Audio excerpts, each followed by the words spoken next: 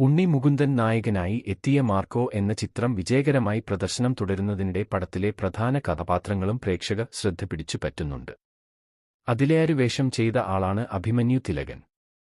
മലയാളത്തിന്റെ അനശ്വര നടൻ തിലകന്റെ ക്യാച്ചുമകനും ഷമ്മി തിലകന്റെ മകനുമാണ് അഭിമന്യു. ആദ്യ ചിത്രമായ മാർക്കോയിലെ അഭിമന്യുവിന്റെ പ്രകടനം മലയാളക്കര ഒന്നാകെ ആഘോഷിക്കുകയാണ്.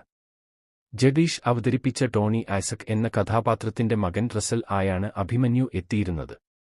ഇപ്പോഴിതാ മാർക്കോയ്ക്ക് ശേഷം തന്റെ പുതിയ സിനിമയുമായി എത്തുകയാണ് അഭിമന്യു.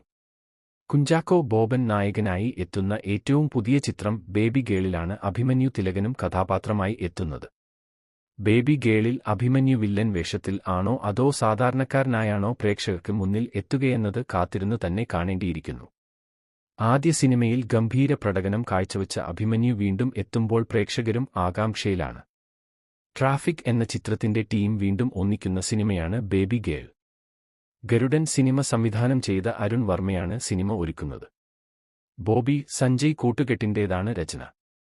മാജിക് ഫ്രെയിംസിന്റെ ബാനറിൽ ലിസ്റ്റിൻ സ്റ്റീഫൻ ആണ് നിർമ്മാണം. അതേസമയം ക്രിസ്മസ് റിലീസായി തിയേറ്ററുകളിൽ എത്തിയ മാർക്കോ 100 കോടി ക്ലബ്ബെന്ന നേട്ടം സ്വന്തമാക്കി കഴിഞ്ഞു. 16 ദിവസം ക്യാണ്ടാണ് ചിത്രത്തിന്റെ നേട്ടം. തെലുങ്ക്, തമിഴ്, ഹിന്ദി, മലയാളം തുടങ്ങി ഭാഷകളിൽ സിനിമ വിജയകരമായി പ്രദർശനം തുടരുകയാണ്.